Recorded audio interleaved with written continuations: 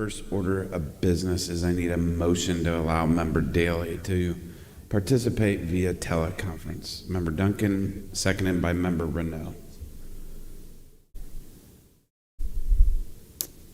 Please hit the microphone and vote.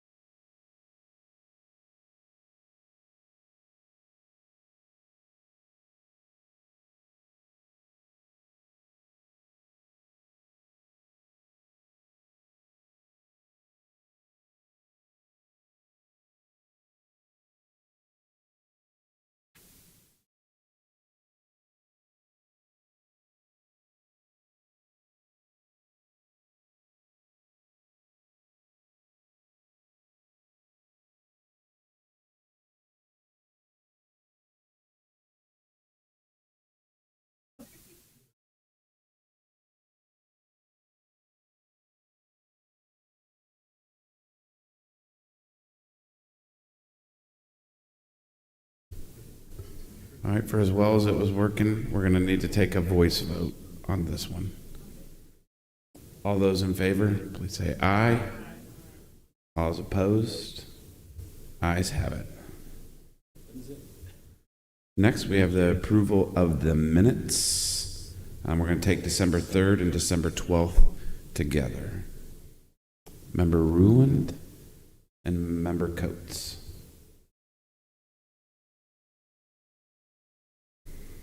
So if you can hit the move and second button, please vote.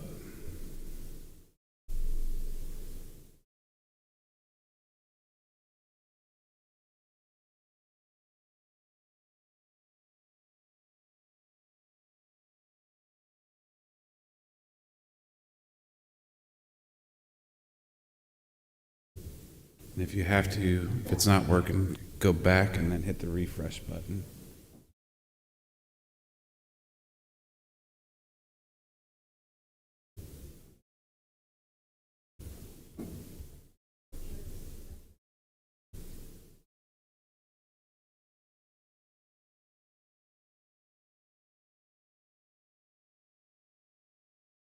Trying to make sure everybody gets hit at least once to hit a.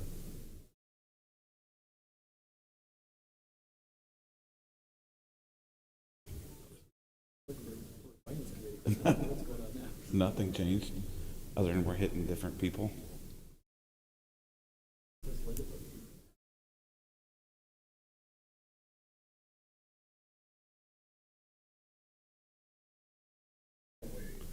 All right.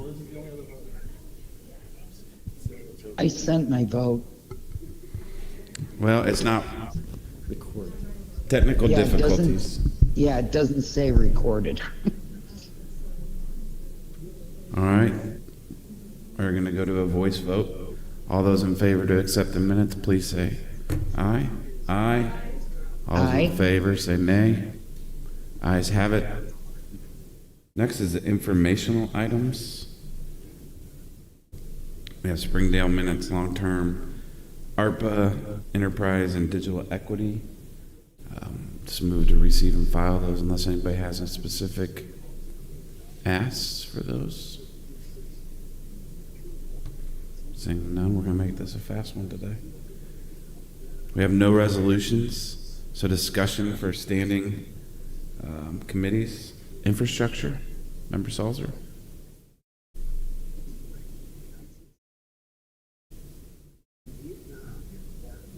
To anyone that I haven't spoken to, wish you all lately Happy New Year. And I want you to know that Joe here is the guy that's trying to guide me through this, and he's got a terrific job. I've known a lot of teachers that have had students like me, and he should feel that he's in the education business right now. But anyway, we did have two resolutions, as indicated, if you did any of your reading. The first one from the Highway Department, they brought this to us, and they said they have an annual project, and that is to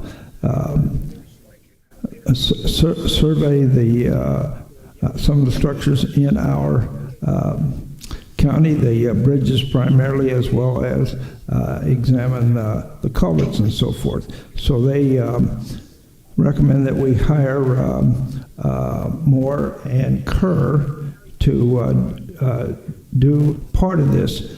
And Moore and Kerr will do the culverts, and they will be paid $30,000, and the Highway Department is going to handle the bridges and so forth. They've figured a quick way, an easier way to examine these for us. The second one has to do with the North Station and a building and so forth.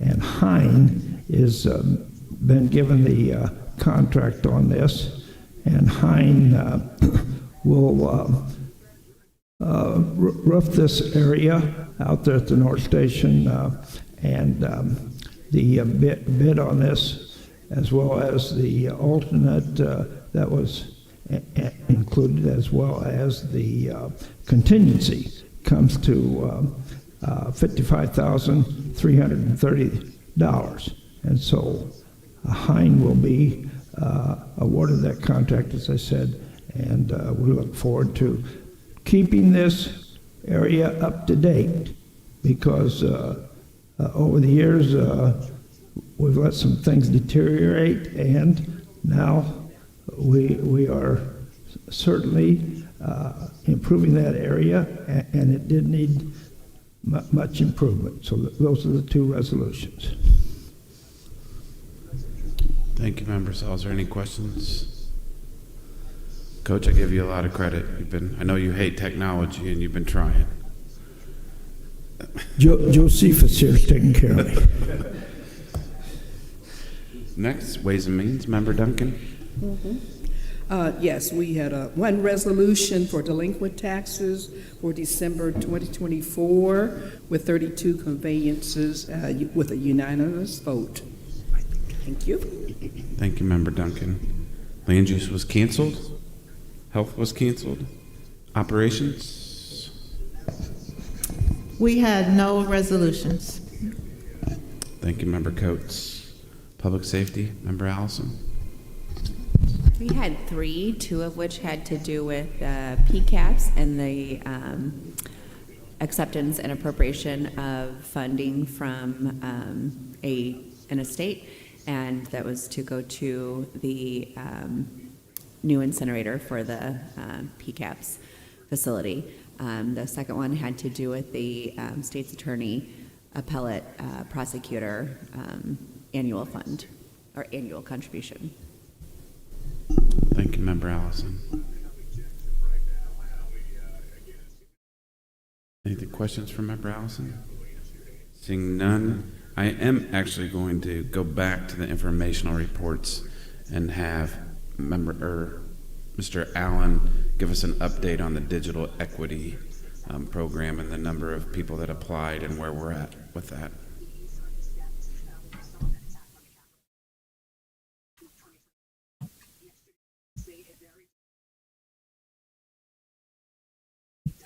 Testing.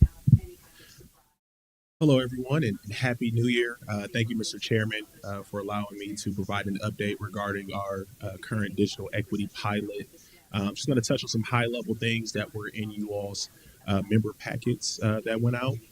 Um, Currently, just to kind of recap for those who are tuning in, we launched our digital equity pilot in the fall of 2024. The application was open from October 29th to December 26th. We received 348 initiated applications. So those were individuals who went in and attempted an application. Um, we did our best to communicate with different stakeholders throughout the county through various press releases, social media marketing, and emails to various external stakeholders to help us get the word out. On Tuesday, December 3rd, we hosted a workshop at the downtown library where we had a couple of households come in and they were able to successfully submit their applications. So we did our best to truly meet people where they are, where they were, providing hard copies of the application as well too for those who may have had some technology barriers. Of those 348 applications, we had 95 that were complete. So that those were individuals that included all of the required documentation. And then those applications were reviewed and scored by our human resource, DEI generalist Brittany Graves, and then committee members from the Joint Commission on Racial Justice and Equity's Information Technology Group. Of those 95 complete applications, 94 were selected to participate in the pilot.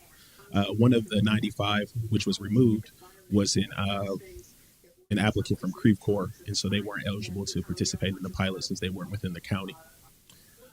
Unfortunately, one of the 94 applicants didn't have the actual infrastructure to participate in the pilot. So although they would have been eligible based off of the income requirement, when the service provider surveyed their home, it would have cost about $70,000 to implement the infrastructure there for them to participate in the pilot. So it just highlights again the barrier that exists for some of our constituents within Peoria County when it comes to broadband access. The eligible applicants, they range from the city of Peoria, West Peoria, Bartonville, and Princeville. Inside of your packets, I did have some content for you all to review. And I appreciate Ian Stearns of our GIS team for helping me put these maps together. You have three maps that were attached to your packet. One shows in progress applications and where those individuals lived within Peoria County. The other one showed completed applications. So again, those were individuals who went completely through the application and provided all of the required documentation. And then the third is just a map that features both in progress and completed applications. And then the fourth piece of content that's in your packet, you'll notice a spreadsheet, and it highlights and essentially illustrates the different territories where the applications came from. And one of the things that I want to point out, or a couple things I want to point out, is that we had representatives from all 18 county districts, except for one, apply for the pilot, and that was in County District 13. And of the 93 applications that have been approved to participate in the pilot, all county board districts are represented except for districts 12, 13, and 15. And you'll notice in the spreadsheet, you'll see the numbers of completed applications that will move forward in participating in the pilot. So we have representation for the most part in all of our county board districts that are participating in the pilot. Our next steps right now, those who have been awarded to participate in the pilot have been notified. Brittany has been doing a great job reaching out to them. The 93 applications are within the Comcast service area and Mid-Century Fiber. So they've received communication and they've started the onboarding process. One of the things that we're doing to assist with those who live within the Comcast service areas, we'll be hosting a series of community workshops this month. We've rented the downtown library computer space, and we've invited those applicants to come to the library, and Comcast will have staff on hand to help troubleshoot anyone who's having trouble right now, whether it's calling the call center or going through the online portal to enroll into the pilot. So again, just trying to meet people where they are and to make this a seamless and smooth process. Currently, we are working with our grant manager. We received a grant extension through DCCO, so the grant now will go through 2026, which will give us a little bit more time to expand our population of people who are enrolled in the pilot. So once we get this initial 93 enrolled, then we'll look to either convert those who are in that initiated applicant pool that didn't fill their application, or we may just open up a brand new application and try to get more people enrolled, because we will have significant funds remaining outside of this initial 93 people who are participating. We recently received approval, so we will be reimbursed from one of our first expenses of the grant, which was our fee for the neighborly software, which we collected the applications. And so we received our approval for that. And I appreciate Julie of the finance team helping us provide the documentation to get our reimbursement from BCCO. So currently we're in a great place. I'm very proud of the work that we've done, really getting this going from an idea to now a proof of concept. And now we are working on enrolling people. And I look forward to providing an update in the future. And we could talk about people's experiences with the pilot, what they're using the services for, and ultimately how we are looking to bridge the digital divide within Peoria County. And at this time, I'll take any questions, comments, concerns that may be there. Thank you, Mr. Chairman. Member Blair.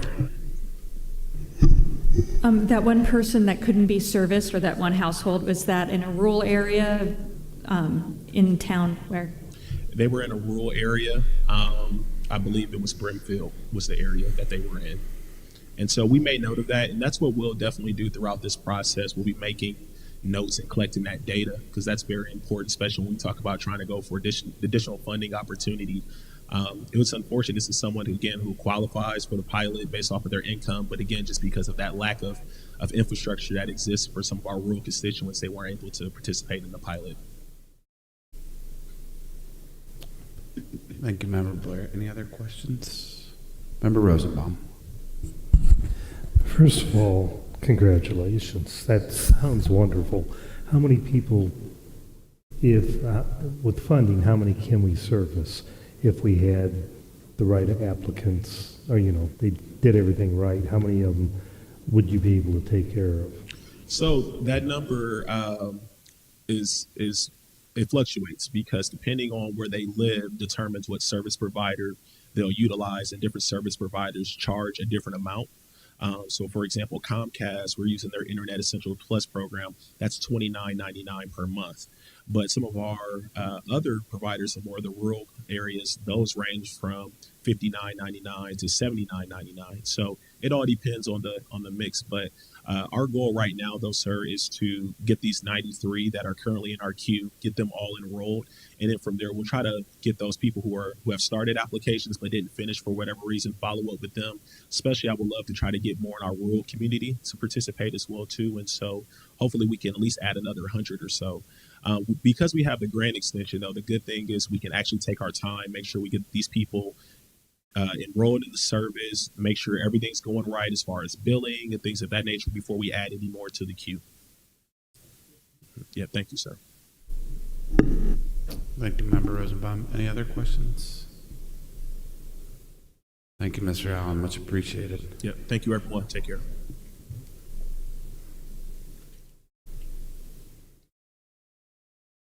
Next would be the public comment. Miscellaneous. I'll say something again on Thursday's meeting, but you should have received a doodle poll for a morning retreat in February. If you could please respond. Member Salzer, we can do it right now while we're here. What was that? What was your question? My question, and I know I used to tell kids there's no such thing as a dumb question, but all you will around this area that we speak from and so forth. My question is this. After we vote and you show the pictures up there, I can't tell who's who, and not even myself. So how do you put up there, or where am I among those people today on this committee to make certain that I voted the right way? Because I thought, well, what if I voted the wrong way on something? How do I tell that? Is there a system where we are situated up there? That was one thing they were going to work on to make better, but Yes, so we put in, we know your pictures are small, The way their system is currently configured, it forces the pictures to go around the outside of that big white box in the middle. Their design team is working for our system to remove that box, and then all the board members will be in, their photos will be bigger and in a vertical row. So that way we should be able to hopefully get you all in there alphabetically with Jimmy and Sharon at the top and then alphabetically below. But they're working on that. If they do that though too, in part of that white box, can they not make it where it would tally and say 17-1, or actually show you the total in there at some point too? Or that's just for the clerk to say what the total is? It's in there now. But it was tiny. It's super tiny. And so that is, when they remove that box, we need to verify with them if that's going to be located somewhere else or if it's going to be that needs to probably be like at the bottom, somewhere on there still the tally for it. We're going to have a call with them this week to kind of regroup after committees and troubleshoot some things, so we'll definitely have them add that. Okay. Can the picture be popped up so Member Salzer can see where his picture is, or no? It'll probably vary by committee. It will vary by committee because of order. We might not be able to do it now because there's no one can do it. Okay.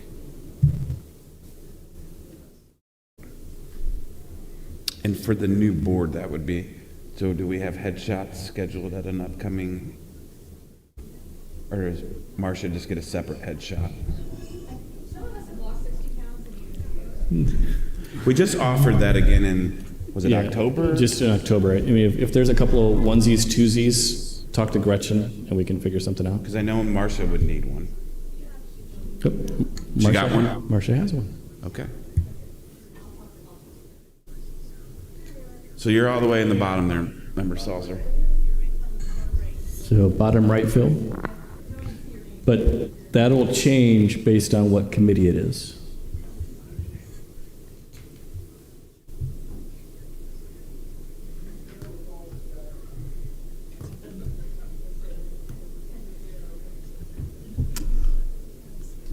Anything else under miscellaneous? Yes. Member Rudlin. I started this yesterday in infrastructure, and I'll continue till you're sick of me or the 21st, whichever comes first. But I went through I gave myself a tour of the health campus yesterday, and I was really excited to see people moving in. IT is doing a great job getting people hooked up and ready to do their jobs. There's a number of people who had their heads down working already over there. It would show a tremendous amount of support for the army of people it took to build that place and the army of people who will be working there if all of the board members can be there for the ribbon cutting on the 21st. So on the same subject, I think by the February meeting, we're currently working on what looks like the second to the last payout to the contractors. We should have a full financial accounting within the next several weeks. I just think if any board member can't make it, boy, let's make it a good excuse to not be there, because it's going to mean a lot to a lot of people for board members to make it to that ribbon cutting. So thank you. Member Renault. That's at 10 o'clock on the 21st also, so if you can be there. And also at 10 o'clock on the 13th, which is Monday, is our 200th birthday.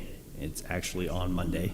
And so that's going to be at the Riverfront Museum. And I want to thank Gretchen for all the work that she's done on this 200th birthday to make this year and things coming up very special for us. I don't know if I'm sure everybody's noticed the 200 logo by now. It's right there. But it looks great. So hopefully, if you can make it Monday, that would be great. But definitely, I agree with Terry. The ribbon cutting is also going to be very special. Although you only celebrate the 200th once, so. Well, let's hope in my time here. Gretchen's busy with events right now because we also do have the legislative breakfast on the 22nd. So, Gretchen, maybe we'll have you do a little shout out of events on Thursday for the camera as we go through. Any other thing under miscellaneous? It's the 15th? Yeah. Wednesday, so Monday the 13th for bicentennial. Oh, yeah. Wednesday the 15th Yes. for legislative breakfast. And then Tuesday the 21st for. I got 15th in the calendar. I just got too many dates, things going on there too. That's why you need to come up and talk about the right dates. Yeah. I can only get through next week in my own head, so. All right, seeing nothing else, meeting adjourned. Thanks, Linda. Yes, thank you for calling it.